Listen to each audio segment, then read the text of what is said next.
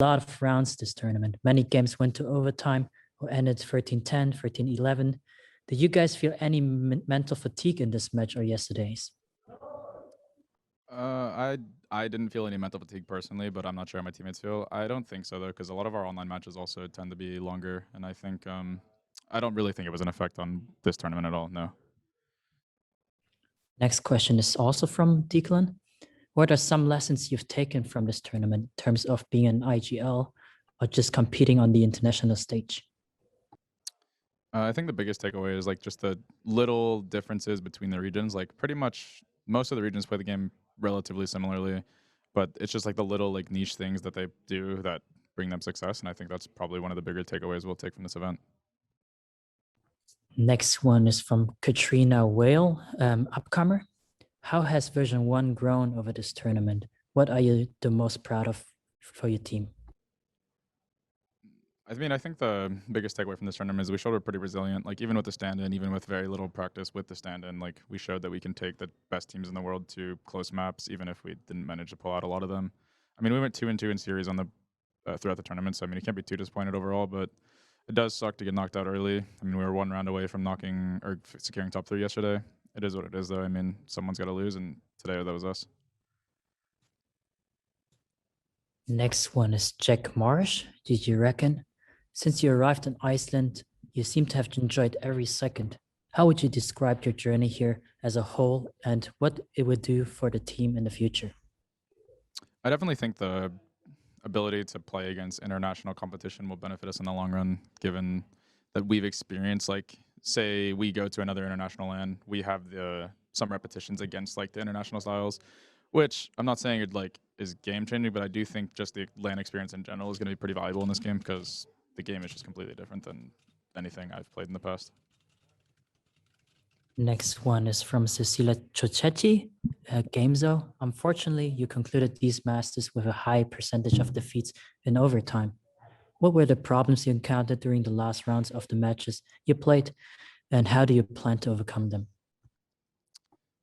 I'm not completely sure what causes to falter in overtime here. I want to say some of it was lack of experience with our fifth, and I think Whippy is one of our more clutch players, I guess. I think Whippy is one of our more stable players, like calm and clutch and cool and collected. I think he's probably like the pillar of our team in that regard, and I think that we kind of relied on him to get here, and then not being here with him is kind of disappointing, obviously, especially because we lose all of our practice that we've had with him. But it is what it is. Jamie's played pretty good throughout the tournament, and it's not. There's nothing really to be sad about here.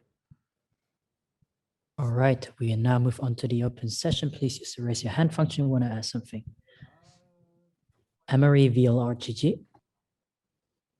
So you guys as a team throughout this tournament were insanely good at 1vx clutches. Everyone on the team had at least 3 across this tournament, and the top 2 across all players in the tournament were Effie's with 12, Jammies with 6, and then everyone else.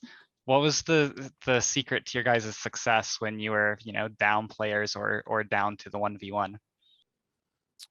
I'm honestly I have no clue. I think just we have people that have been. I think it's easier to clutch in our team because we don't really like put too much pressure on ourselves. Like we just if we win the round, we win the round. If we lose the round, we just go next, and we don't really worry about it too much. Like yeah, it's and I think that alleviates some of the pressure that people feel in clutch scenarios, and maybe that's why. I don't think you can actually pinpoint it why someone is good at winning 1v1s or like because sometimes maybe they'll just have a sick tournament for clutching and other ones they won't be as well off. But I mean, I think that just like the less stressful than our team environment's a lot less stressful than what a lot of my past teams have been, and I think that probably plays into the factor that we win a lot of clutch rounds. Next to go is Yinsu.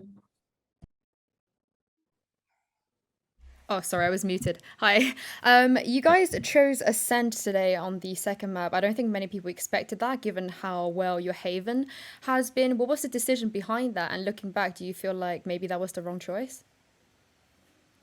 I don't know. I think our Ascent and our Haven. I think Haven's our best map, but I think that we should have taken Icebox, and our game plan was like we'd rather play Ascent sec because we should have won Icebox, but I mean we also should have beat Neutron yesterday. It is what it is. We just kind of played pretty poorly towards the end of the regulation. And then in overtime, they just played really well. But I think our mindset was, okay, we're going to win Icebox. We'll take because we'd rather take the coin flip on Ascent being map 2, where there's going to be, like, it's not our stronger map, but there's less pressure on us to win on our weaker map. And then if we got to Haven, it was our strongest map in map 3. But, I mean, the cards didn't fall the way we wanted them to. And it's unlucky, I guess, because we definitely were in the favor to take Icebox.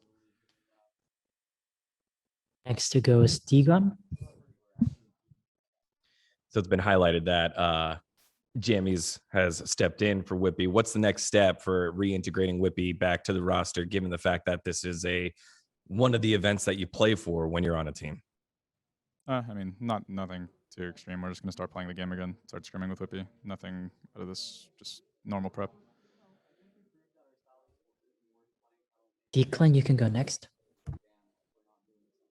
Yeah, so you've been pretty vocal about leadership and kind of your mentality after losing yesterday and today online. What are you kind of telling the team after these losses specifically? Are you giving any kind of speeches or any pep talks, or is it just kind of going out and dealing with it themselves?